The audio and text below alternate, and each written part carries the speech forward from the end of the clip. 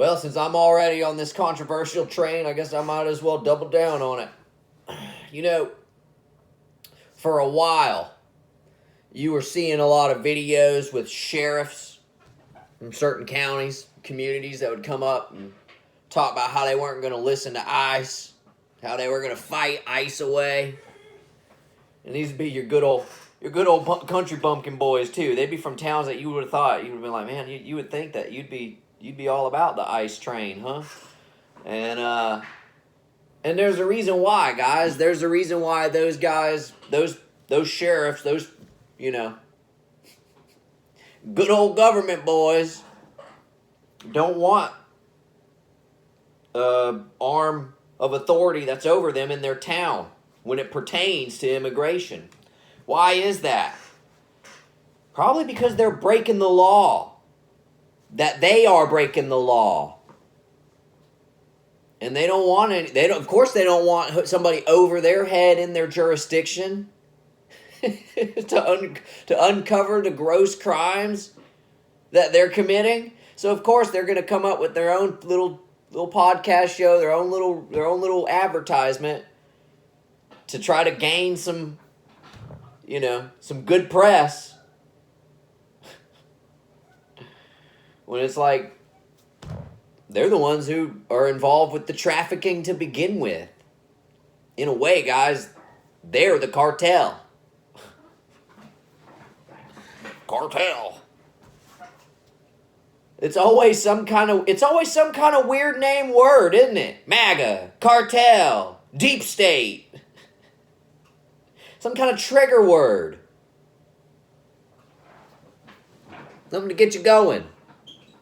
Kind of like if I wanted to train a dog to like attack or something, I'd have some kind of word that I would put out there that would trigger the dog to jump when I wanted him to jump. Think about it, guys. No.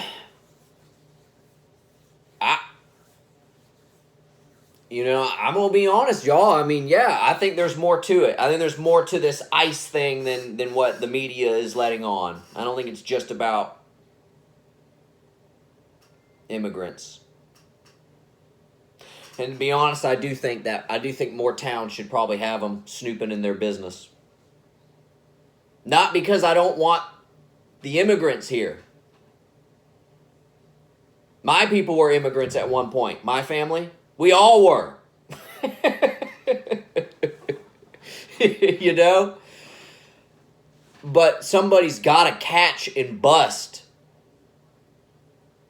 the people who are hurting people. They're victimizing people with a disadvantage. That's what's going on.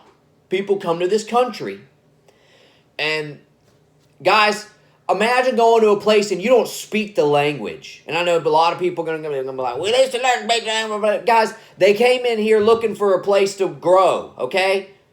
Just like our ancestors did.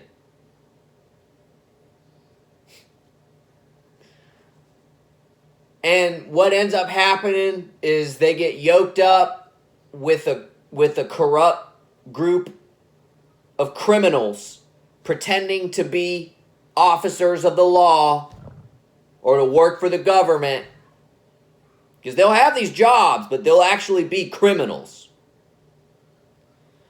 And they get trafficked in the very place that they thought was going to be their refuge. What a sad story. By people who hide behind badges.